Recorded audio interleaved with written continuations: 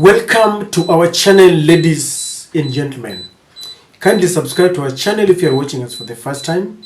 Click the notification bell and like our videos. You can also share our videos to reach as many people as possible. On the same breath, allow me to thank all our subscribers, those who view and even share our videos, those who support us. The truth is, this channel is where it is because of your unwavering support. Why is the Kenya Kwanza team so much worried about Raila Odinga's whereabouts? Because they have thronged the social media trying to do some damage control and speculating where he could be and why he's not on the streets. And that brings me to one question.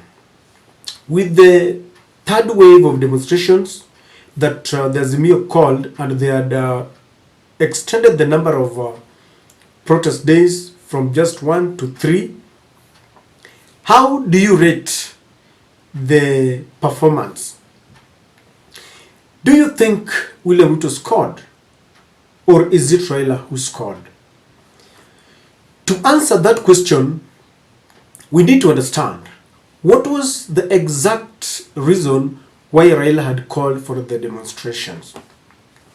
We need to understand that this time round Raila was talking just one language: bring down the cost of living. And it takes me to the second question. Do you think Raila cannot afford 3 meals in a day? Why would he talk of bringing the cost down, the cost of living? Do you think he feels the pangs of hunger? Do you think he feels the pain of the high cost of living? The question is obviously no.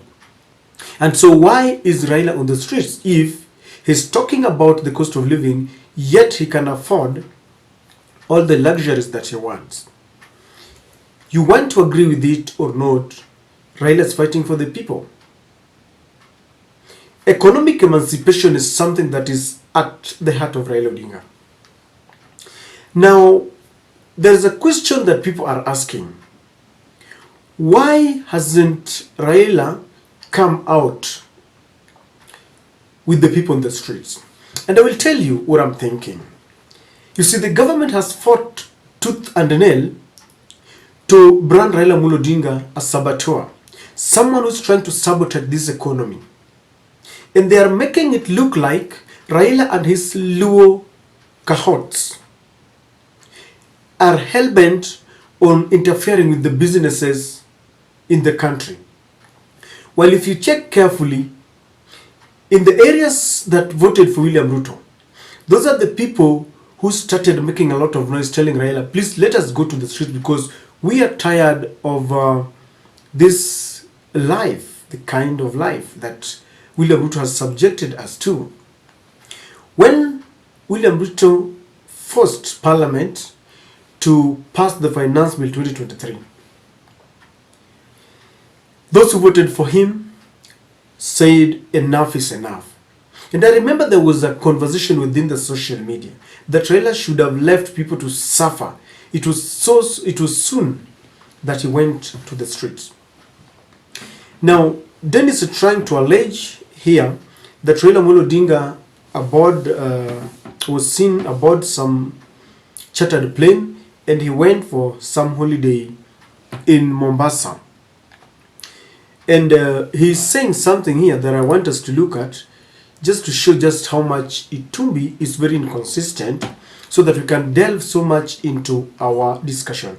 Itumbi says that Hustlers Nation Intelligence Bureau agents are reporting that, number one, the Odingas flew to Malindi aboard a chartered flight at 2 p.m. today. Our agents have obtained the manifest of the chartered flight from Wilson Airport. Agents attach a copy, but they are intentionally hidden. They've intentionally hidden the names of the underage children. Number three, that the Odingas, together with their siblings and children, have booked themselves a 10-day holiday at the beach and sun of the coastal town, specifically Billionaires Resort and Retreat, Malindi. That it is significant that they took off when they have unleashed the children of their supporters to throw stones, remain hungry, battle tear gas, and get arrested, all in the name of heeding King Raila's call for liberation. And number 5, the holiday bonanza came hot on the heels of the NHIF paying Raila's hospital bill on Tuesday after he demanded to be admitted to Nairobi National Hospital so as to avoid the divorce. Now, the last bit of it will reveal to you the true characters of Dennis Itumbi and of course the true character of Kenya Kwanza team. By yesterday, they had said that Raila was diagnosed with cardiac arrest, some ugonjwa wa moyo. And they were saying that that is the reason why Raila was admitted in a Nairobi hospital. Now Dennis Itumbi is saying that they have flown to Malindi and that Raila faked his sickness. And I know what he wants to achieve. He wants to tell the other people who are on the streets that Raila had subjected them to cruel pain and persecution of the government and locked himself in a luxurious room. But the truth is, the people told Raila that they should go to the streets. And I like the fact that Raila had retreated, because this must not be seen as a Raila's affair. It is the people who must now take charge. And I like the fact that even though it was not as the government, maybe in their own thinking, they think this is an altercation between Raila and themselves. And so when Raila is not there, they count that as an achievement that Raila was not on the streets. While if you look at it deeply, you will realize that the fact that people could go on with the demonstrations without Raila is in itself an achievement in itself. Number 2, if you see, this is an evidence that the railway corporation closed. It's there that the authorities announced the suspension of rail services in Nairobi July 19th due to planned anti-government protests. It tells you that the effect of these demonstrations was so enormous. The railway corporation gives Kenya a lot of money per day. And so when they close, it is like they have heeded to Raila's call to take holiday. And there is a lot of loss of revenue. When schools were closed, there was loss of revenue. Because there are those who are employed in the private schools, their salaries will not be paid on that particular day, and that means there is no revenue. And so while they are bragging that they managed to lock people like Babu Owino, Georgia Ladwa, Dennis Onyango, all those, and I even understand that people like Makau Mutua were arrested. And so they are bragging.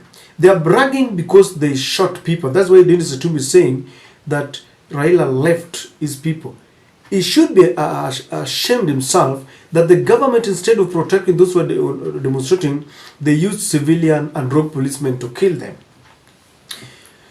And so it will tell you that the economy really suffered. Politically speaking, they might have achieved, and they're now hoodwinking their fellow Kenya Kwanza team that it was a win on their side. Well, the government knows very well, and Itumbi knows, that the loss of revenue on that particular day was very enormous. And if you think this is just politics, our neighborhood confirmed that investors are fleeing Kenya into their countries. Madam Suluhu, the president of Tanzania, was confirming that, and was really bragging and mocking Kenyans that they have seen an upsurge of investors fleeing into their country because kwa jirani kumewaka moto. Akasema wawekezaji hawawezi kaa mahali ambapo hapana amani. Na akasema anajaribu kuwahimiza Watanzania waendelee kuwa na amani, ndiposa wawekezaji wengine hata wengi zaidi wakimbie, watoke hapa Kenya, waende wapi? Waende Tanzania. So unapodhani ya kwamba labda hii ni siasa, hii sasa imedhibitishwa na jirani wetu, ya kwamba watu wanapoandamana na watu wanapigana hapa na pale, wawekezaji wanakimbia. Ruto mwenyewe let me go back to English. Now, Ruto himself has imposed taxes, and investors are not very ready to invest where the cost of electricity is just too high, because when he increased the cost of fuel, it affects everything. So I'm here to show you that apart from all this happy facade that Dennis Itumbi is giving us, the government has suffered, and Raila has succeeded in this. On the third day, shops will be closed and tension will be there. It has really also exposed William Ruto as a cruel leader who's imposing himself. He's suffering legitimacy. That is why he's killing people. And so we know the software, as I always say. So if you ask me, Raila and the Zumi fraternity has achieved what they really wanted.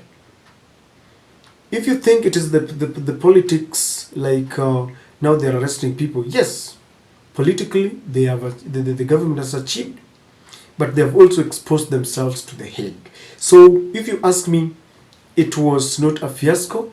Everything went as it was planned. Let's see what happens today, ladies and gentlemen.